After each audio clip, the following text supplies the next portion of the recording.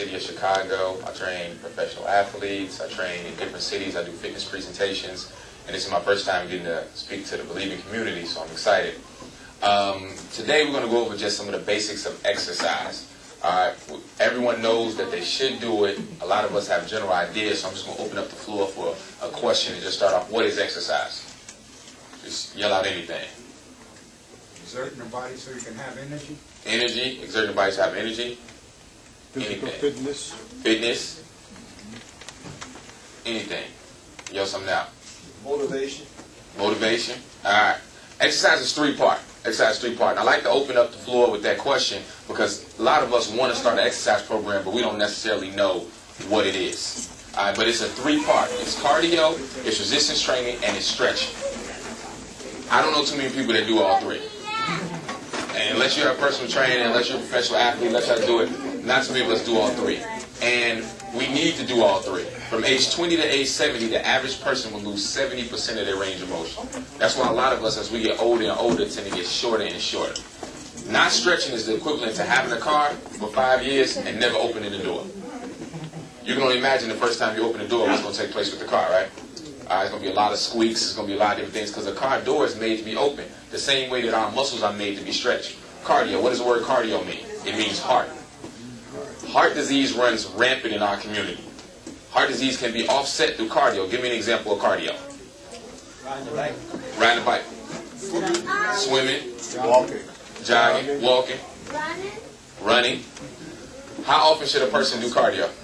Every day. Every day. I try to get my clients to do cardio 5 to 6 days a week. If you got a car, you probably drive everywhere you need to go. A lot of our jobs are sedentary. This isn't back in the 50s and the 40s where we have to walk everywhere. So now we have a diet that's not a diet that's probably conducive to the human body. And then on top of that, we don't have to walk anywhere. So when we finally do walk, we have a lot of pains, we have a lot of ailments. A lot of individuals think they have knee, lower back, and Achilles problems, but the reality of the situation is they just don't move their bodies enough. But cardio actually strengthens the heart. Lance Armstrong, he has a heart about 2 sizes the size of an average human heart because he does that much cardio. And because the heart is a muscle, you can actually grow it. And we can offset a lot of diseases just by walking. Just by walking. Real simple. Real simple. Resistance training. What's resistance training? Weightlifting. Weightlifting. Exercising. Push-ups. Push-ups. Exercise. Any type of resistance. Any type of resistance. Lifting your arms up and down can be resistance training. Any type of resistance. So when you talk about doing, a lot of people just equate it just to weightlifting. So if you don't want to lift weights, you say I can't do any resistance training. Who needs resistance training more, men or women? Men. Women. Men are naturally muscular by nature. And a lot of times when it's something physical, we tend to be the ones that get stuck with that job. But women, because of what takes place with osteoporosis and postmenopausal, what happens is their bones become more and more brittle as the years go on. So women need resistance training more than men, but men need it too, just to keep the structure and the frame of your human body. So you need it. We're gonna go over. I'm gonna show you all some of the simple things that you can do resistance training without any weights. So you got resistance training, you got stretching, you got cardio. Those are the 3 aspects of exercise. Now, what are the 3 parts to a diet? You got your protein, Fiber. you got your carbs, and you got your fats. And that's how you have a diet.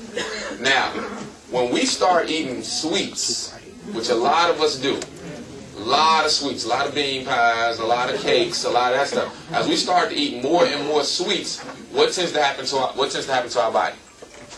Diabetic. Exactly. Anybody ever made Kool-Aid before? Yeah. Yeah, everybody made Kool-Aid, right? So when you make Kool-Aid and you put it in the fridge and you take it out the fridge, what's the first thing you have to do with the Kool-Aid? You got to stir it up because the sugar settles where? Bottom. The bottom of us isn't our feet. The bottom of us is our stomach.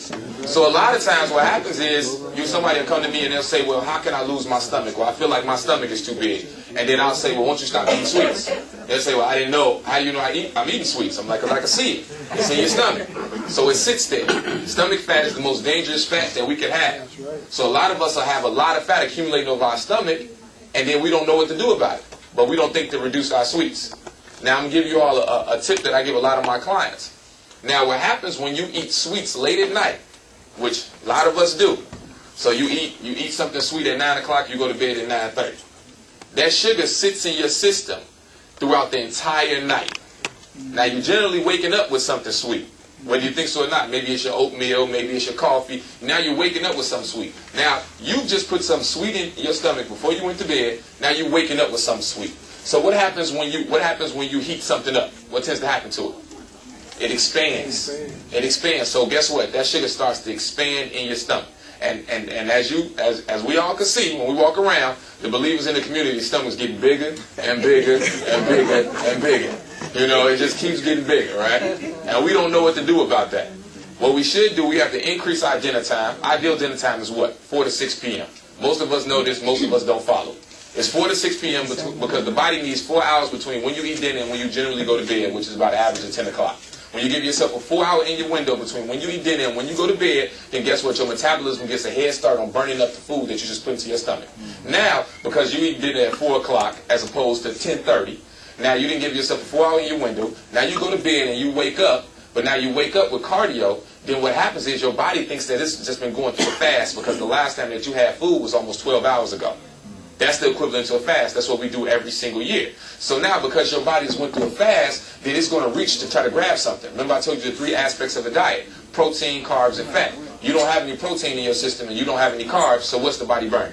Fat. The fat that you want to get rid of in the middle of your stomach, right?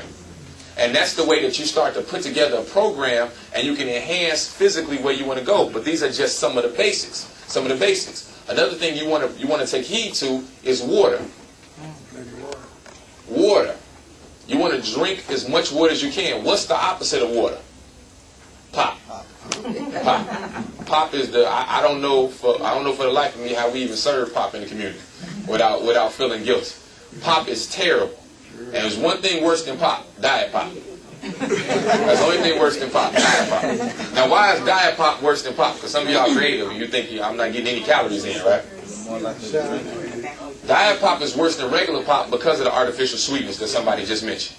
An artificial sweetener it's the shaitan. It's a liar. It's not really sweet. So what happens is your brain is going to figure out that you didn't get something sweet. And when your brain figures out that you didn't get something sweet, it's going to lose its mind. All right? Because it's going to try to find something sweet. So an individual that drinks diet pop craves sweets later in the day than a person that drinks regular pop. That's something, isn't it? So that's why the diet pop drinkers are going to have a bigger stomach than the pop drinkers. But they both going to have a big stomach. All right? So our lifestyles become more and more sedentary. We're not walking anywhere. We're sitting on our jobs. We're sitting at home. We're sitting, just sit. Everything we do, we sit, right? So then on top of that, we have a diet that's high in sugar. We're not flushing out our system because none of us are drinking enough water. So what tends to happen to our health? Our health just decays, and it decays, and it decays. So we have individuals in our community that are 60 years old, and now they're considered old, when that's not the way that it's supposed to be. The way that it's supposed to be is that every single generation builds on the last generation as far as knowledge, as far as understanding. So the longevity of life tends to get longer and longer and longer. But we're slated with this generation to actually have a life expectancy shorter than the generation that just preceded it. So, and the reason for that is that the shaitan knows that the easiest way to kill someone is through diet, because you have to do it. You have to eat. It's a lot of things that we can get out of as we become believers and as we get an understanding, but food isn't one of them. We're going to have to eat. So now we walk around and we say, well, I don't eat any pork, but you eat everything else. Hey, you know, so I don't eat pork, but I eat everything else. So that makes us healthy. And then what's happening now is that the world is supposed to come to the Muslims for understanding of how to eat or how to practice good health. But when they look at us and seeing us, then you got people that's not believers becoming vegans and becoming vegetarians and getting healthy. And we're saying that we have the deen and we walking around and, it's hard to sell that. So, when I come and what I'm coming is a wake-up call to all the believers, let you know that 75 is not old. That's not old. That's not supposed to be old. So when we have believers that are gone at 75 and they're gone at 80 years old, then the generation that's under them, they don't get the knowledge that needs to be passed on. We need brothers 90 years old teaching brothers 60-year-old. So when brothers are 60, they can teach the brothers that's 30, and the brothers that's 30 can teach the children, and then we can build off of that. But once somebody dies, and if the brothers